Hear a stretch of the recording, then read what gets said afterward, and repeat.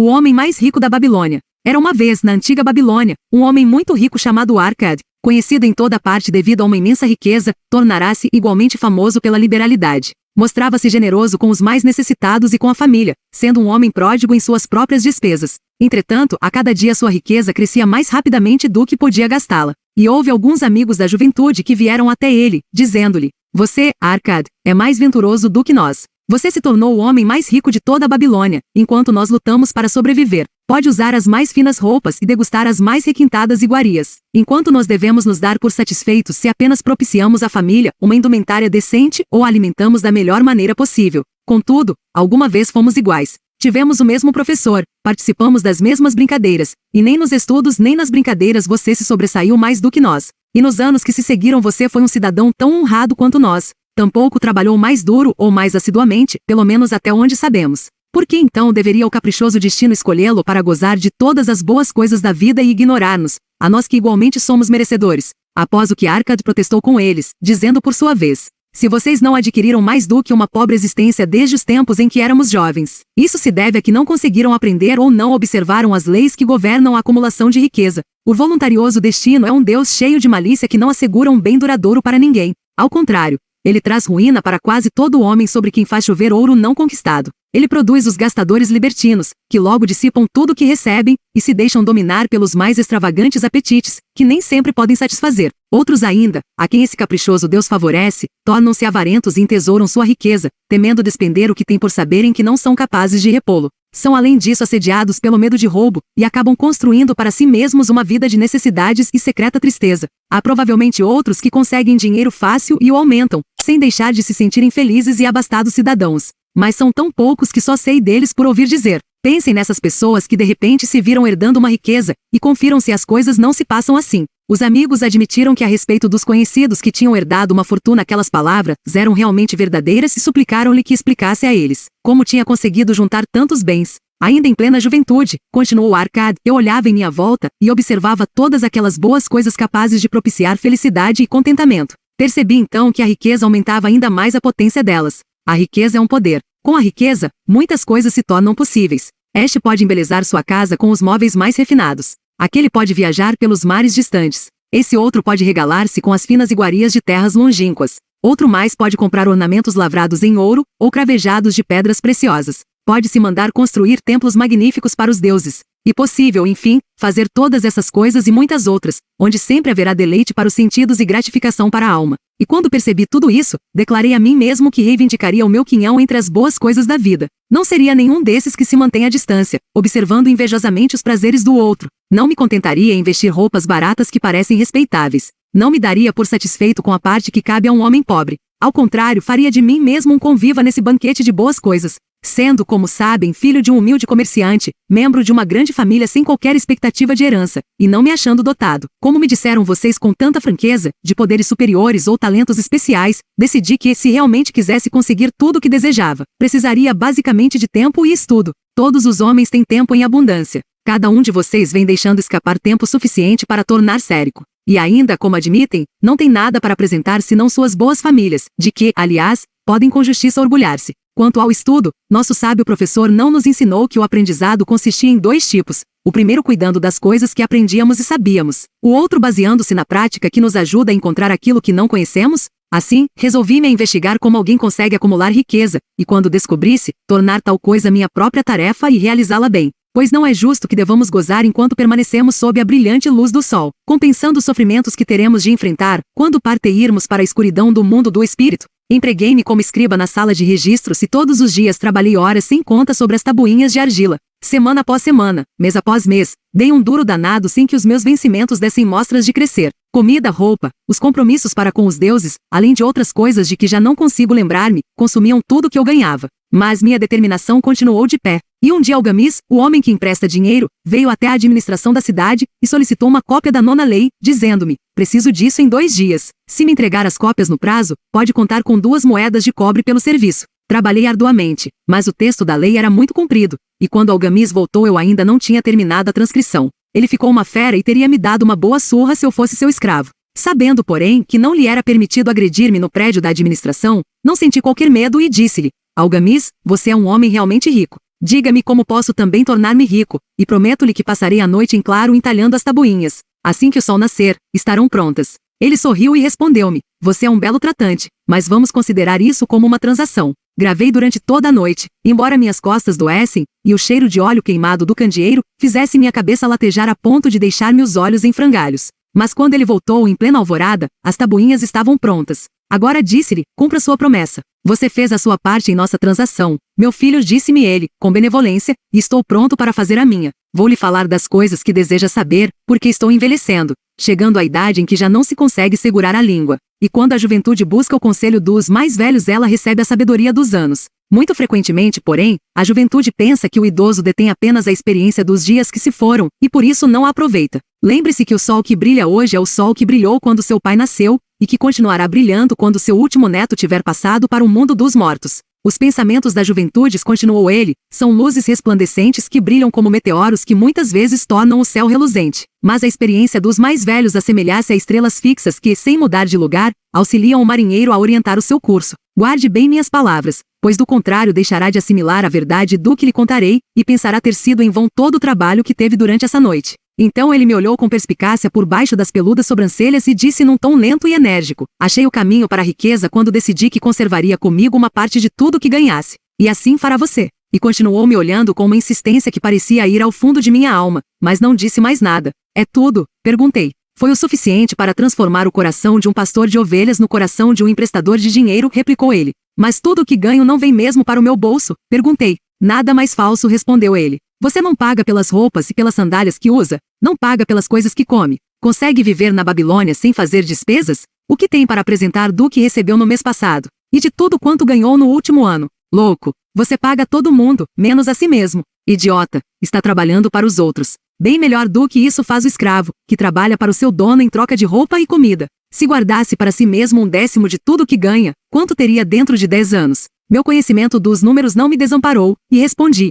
Ora, o equivalente a 1 ano de trabalho. Pois está dizendo apenas meia-verdade, retorquiu ele. Cada moeda de ouro que economizar é um escravo que pode trabalhar para você. Cada cobre que essa moeda produzir torna-se um filho apto a levantar mais fundos. Se quiser tornar-se rico, então tudo que você economizar deve ser utilizado no sentido de proporcionar-lhe toda a abundância porque anseia. Você pensa que eu estou ludibriando por sua longa noite de trabalho, continuou ele. Mas em minhas palavras há uma fortuna, se for suficientemente inteligente para perceber a verdade que acabo de pôr em suas mãos. Uma parte de tudo que ganha pertence exclusivamente a você. No mínimo, 1/10 mesmo nas ocasiões em que tiver recebido pouco dinheiro. Pode ser mais, de acordo com o que produzir. Pague a si mesmo primeiro. Não compre ao fazedor de roupas ou ao fazedor de sandálias mais do que possa pagar com o restante, devendo ainda separar o bastante para alimentar-se, ajudar o próximo e pôr em dia as obrigações com os deuses. A riqueza, como uma árvore, cresce a partir de uma simples semente. A primeira moeda de cobre que economizar será a semente a partir da qual sua árvore da riqueza crescerá. Quanto mais cedo plantá-la, mais cedo a árvore crescerá.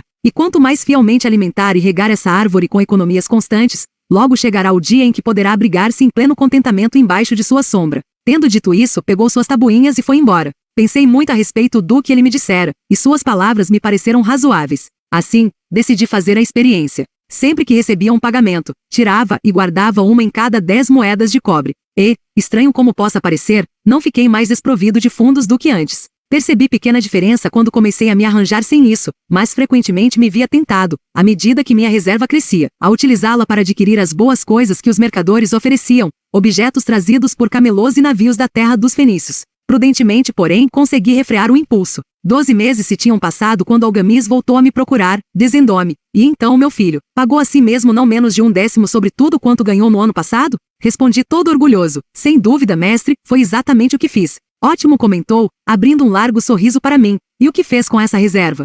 Entreguei a Asmur, o oleiro, que me disse estar viajando pelos mares distantes, que em Tiro compraria para mim joias valiosíssimas, só encontradas na Fenícia. Quando voltar, poderemos vendê-las a preço bem mais alto e dividiremos os lucros. Bem, os loucos precisam mesmo aprender, rosnou ele. Mas por que confiar nos conhecimentos de um oleiro sobre joias? Você procuraria o padeiro para colher informações sobre as estrelas? Não, por minha túnica, iria até um astrólogo, se pelo menos tivesse cabeça para pensar. Suas economias se foram, meu jovem, você arrancou sua árvore da riqueza pelas raízes. Contudo, plante outra. Tente novamente. E da próxima vez em que precisar de conselhos sobre joias, corra até um ourives. Se quiser conhecer a fundo as ovelhas, procure o pastor que cuida delas. Conselho é uma coisa que se dá de graça, mas deve guardar consigo apenas o que lhe parece valioso. Aquele que aceita conselhos sobre suas economias junto a pessoas inexperientes em tais matérias pagará com essas mesmas economias para provar a falsidade da opinião dos outros. Dizendo isso, Algamis partiu. E aconteceu realmente como ele tinha previsto. Pois os fenícios são salafrários e venderam a Asmur pedaços de vidro, sem valor que pareciam pedras preciosas.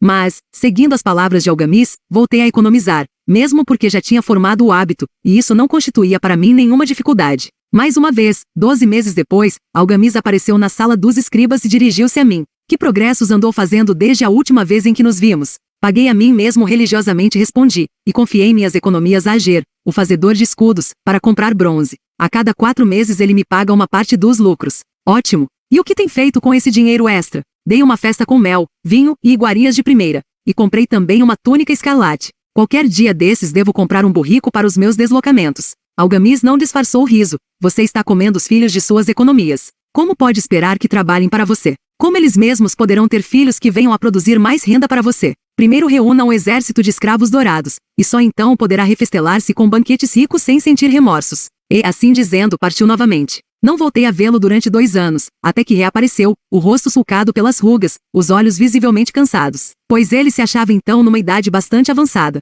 Disse-me, Arkad, conseguiu afinal obter a riqueza com que sonhava tanto? Respondi-lhe, não ainda tudo que desejo, mas já tenho alguma coisa que rende muito bons lucros, que por sua vez, fazem outro tanto. E você ainda busca o conselho dos oleiros? Bem, o que eles dizem sobre como fabricar tijolos é realmente muito bom, retorqui. Arkad, continuou ele, você aprendeu bem suas lições. Aprendeu primeiro a viver com menos do que podia ganhar. Depois aprendeu a aconselhar-se junto àqueles cuja competência deriva de suas próprias experiências. E, finalmente, aprendeu a fazer o ouro trabalhar para você. Você ensinou a si mesmo como adquirir dinheiro, poupá-lo e usá-lo. Reuniu, portanto, condições para ocupar uma posição de confiança. Estou me tornando muito velho. Meus filhos só pensam em gastar, e não dão a menor importância aos ganhos. Meus negócios são grandes, e até grandes demais para que eu possa cuidar de tudo. Se você concordar em ir para Nippur, a fim de tomar conta das terras que possuo na região, torná-lo-ei meu sócio, e você participará de meu testamento. Assim, fui para Nippur, e comecei a administrar suas propriedades, que eram imensas. E como estivesse cheio de ambição e dominasse as 3 leis, que nos ensinam a lidar de maneira exitosa com a riqueza, tive condições de aumentar ainda mais o valor de seus bens.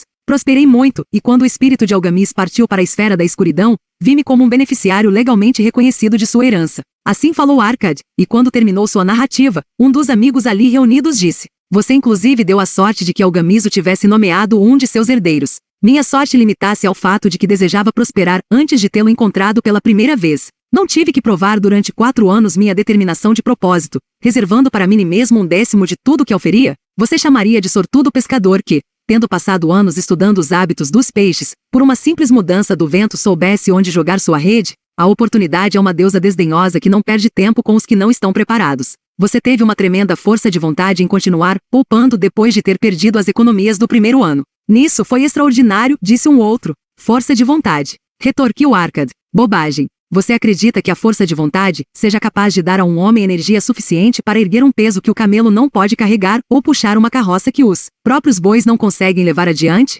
A força de vontade não passa de um propósito inflexível para dar conta de uma tarefa que você mesmo se obrigou. Se eu determinar para mim mesmo uma tarefa, por mais boba que seja, terei de levá-la a cabo. Como poderia de outro modo ter confiança em mim para fazer coisas importantes? Se me dissesse, durante 100 dias quando eu cruzar a ponte na cidade, apanharei uma pedra do chão e a jogarei dentro do rio, eu o faria. Se no 7º dia passasse por ali sem me lembrar da resolução tomada, não diria, amanhã jogarei 2 pedras em vez de uma. Ao contrário, voltaria e atiraria a pedra ao rio. Tampouco seria capaz de me dizer lá pelo 20º dia, Arkad, isso não tem utilidade alguma. Que proveito tem para você atirar uma pedra ao rio todos os dias? Arremesse logo um bom número delas e acabe com isso. Não, também não conseguiria pensar desse modo. Quando me decido por uma tarefa, vou até o fim. Consequentemente, tomo muito cuidado para não começar tarefas difíceis e impraticáveis, porque tenho meu conforto íntimo em alta conta. Se o que diz é verdadeiro, e aparteou um terceiro interlocutor, e parece, como afirmou, razoável, sendo tão simples. Se todos os homens o fizessem, não haveria bastante riqueza para todos.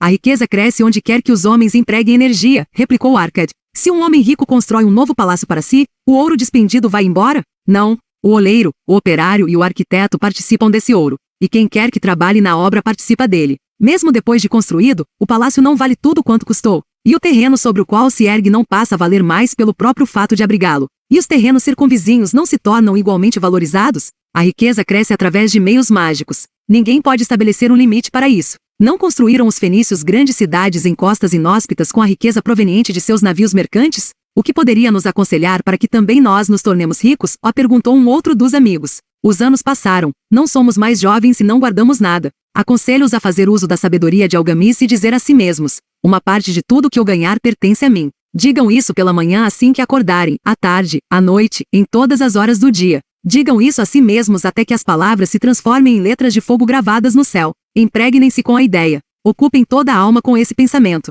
E assimilem tudo o que lhes pareça sábio. Separem não menos de 1/10 e economizem. Façam todas as despesas necessárias, mas poupem primeiro essa pequena cota. Cedo vão experimentar a deliciosa sensação de um tesouro, cuja posse cada um de vocês tem legitimamente condições de reivindicar. Quanto mais ele crescer, mais se verão estimulados. Vibrarão com uma nova alegria de viver. Encararão a possibilidade de maiores esforços para ganharem mais. Pois não estarão reservando, sobre os lucros maiores, a mesma percentagem? Aprendam, portanto, a fazer com que seu tesouro trabalhe para vocês. Tornem-no seu escravo. Façam seus filhos e os filhos de seus filhos trabalharem para vocês. Assegurem uma renda para o futuro. Olhem para os mais idosos e não esqueçam que dia virá em que também vocês estarão velhos. Por isso, invistam seu tesouro com toda a cautela do mundo. Taxas usurárias de retorno são sereias enganosas que cantam naturalmente, mas para lançar o incauto contra as rochas do desperdício e do remorso. Providenciem para que sua família não deseje que os deuses os chamem para o reino deles. E sempre possível garantir tal proteção com pequenos pagamentos a intervalos regulares.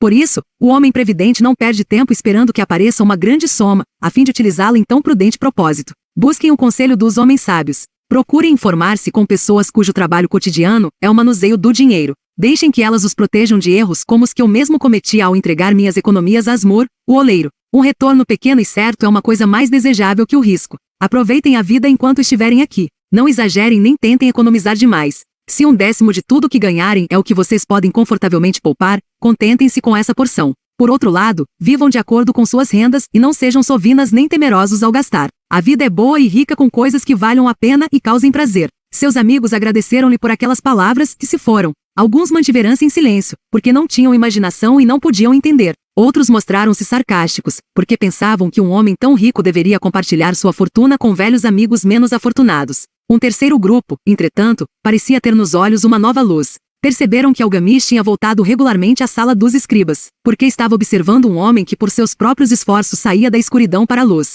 Quando esse homem achou a luz, um lugar esperava por ele. Ninguém podia ocupar esse lugar sem que pelos próprios esforços chegasse à compreensão, ou seja, até que estivesse pronto para a oportunidade. As pessoas desse terceiro grupo foram as únicas que, nos anos que se seguiram, continuaram visitando o Arcade, que as recebia cheio de contentamento. Reunia-se com elas e transmitia-lhes de bom grado sua sabedoria, como gostam sempre de fazer os homens de grande experiência. E assistia-os quanto a investirem suas economias naquilo que trouxesse lucros com segurança, evitando que apostassem em coisas que não rendessem dividendos. O momento decisivo na vida desses homens ocorreu quando compreenderam a verdade que tinha passado de Algamish para Arcade e de Arcade para eles. Uma parte de todos os seus ganhos pertence exclusivamente a você.